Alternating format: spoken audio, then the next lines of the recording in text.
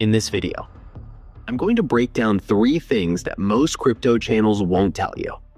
Number 1, why Bitcoin's short-term drop right now is completely normal based on 6 years of war data, and what the chart says happens next. Number 2, the one economic trigger from this Iran conflict that could actually destroy Bitcoin's bull run, and it has nothing to do with missiles. Number 3, the exact price levels you need to watch right now, whether you're holding, buying, or thinking about getting out. You'll know exactly what to do by the end of this video. No hype, no clickbait, just data, history, and logic. Let's get into it. On February 28, 2026, the United States and Israel launched coordinated strikes on Iran. Within hours, Bitcoin dropped to $63,000. But here's what nobody's talking about. 3 days later, it bounced back to $69,000. So the real question is this war going to crash Bitcoin below $50,000? Or is this actually the setup for the next $100,000 run? I've gone through the data, the history, the on-chain metrics, and what I found might change how you think about your crypto right now. Stay with me. This is important. Let me give you the facts first, because a lot of people are panicking based on headlines, not data. On February 28th, the US and Israel launched what Trump called, and I'm quoting him, major combat operations, targeting Iran's missiles, navy, and nuclear infrastructure. Iran hit back. Missiles and drones struck US bases in the Gulf. Iran also claimed it shut down the Strait of Hormuz, the waterway that carries 20% of the world's oil supply. South Korea's stock market dropped 7%. Japan dropped 6%. US futures were bleeding. And Bitcoin, it fell from $70,000 all the way to $63,000 in one weekend. Now here's where it gets interesting, because this isn't the first time we've been here. Let's go back to history, because Bitcoin has been through this before.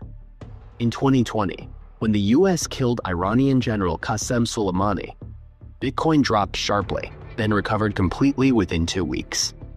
In April 2025, when Iran launched direct retaliatory strikes on Israel, Bitcoin dipped and then bounced. Same pattern.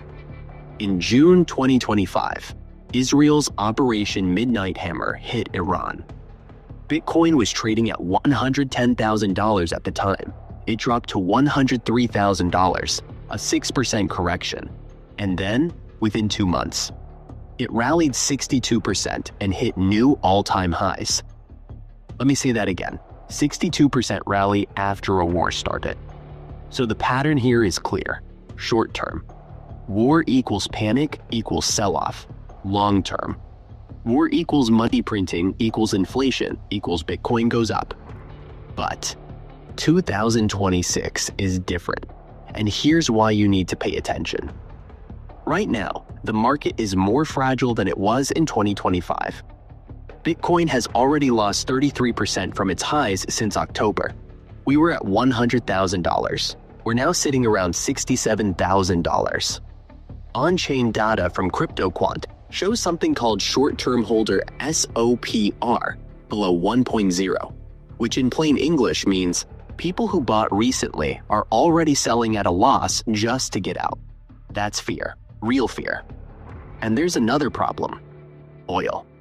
If Iran actually blocks the Strait of Hormuz long-term, oil could spike toward $100 a barrel.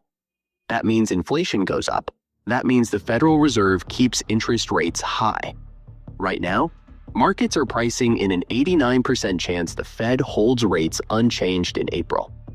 High interest rates equals less liquidity in the market equals bad for Bitcoin. Some analysts, including the team at FX Street, are warning Bitcoin could mirror the Russia-Ukraine pattern from 2022 and fall below $60,000 or even toward $50,000. That's the bear case, and it's real. But here's the bull case, and this is where I think it gets exciting. Here's what the bears are missing. Even during this war week, Institutions didn't run away from Bitcoin. According to CoinShares, crypto investment products saw $1 billion in inflows last week alone. Bitcoin accounted for $881 million of that. That's not retail panic buying. That's BlackRock, that's Fidelity, that's smart money. Analyst Arthur Hayes, former CEO of BitMEX, pointed to something called treasury liquidity dynamics. In simple terms, when war breaks out, governments spend more, they print more. More money in the system equals more inflation equals Bitcoin becomes more valuable as a hedge. We've seen this movie before in America. After 9/11, after the 2008 financial crisis, after COVID money printing, every time the US government flooded the system with dollars, hard assets, gold and Bitcoin went up. And now with spot Bitcoin ETFs in the market, every retail investor in America can buy Bitcoin through their Schwab account. The infrastructure for a $100,000 run is already there. The question is just, how long does this war last? Okay, so what does this all mean for you right now? If you're a short-term trader, I'll be straight with you. This is a dangerous moment. Volatility is extreme. Bitcoin is swinging $3,000 to $5,000 in a single day. If you're using leverage right now, you could get wiped out. $80 million in long positions were already liquidated just this week. If you're a long-term holder, history is actually on your side. Every major geopolitical shock since 2017 has eventually been a buying opportunity for Bitcoin. The keyword is eventually. The smart move? Don't go all in right now. Don't panic sell either. Watch for two things. 1. Does the Strait of Hormuz actually stay closed? If oil stays above $90, that's bad for everything, including crypto. 2. Diplomatic talks are ongoing. If a ceasefire happens, history says Bitcoin could short cover rally hard. Think of it like a coiled spring right now. Pressure is building, and when it releases, it's going to move fast. Here's my honest take. Short term, Bitcoin is in the danger zone. $60,000 is possible. Even $53,000 if things escalate. Long term, the fundamentals haven't changed. Institutions are buying. ETFs are growing.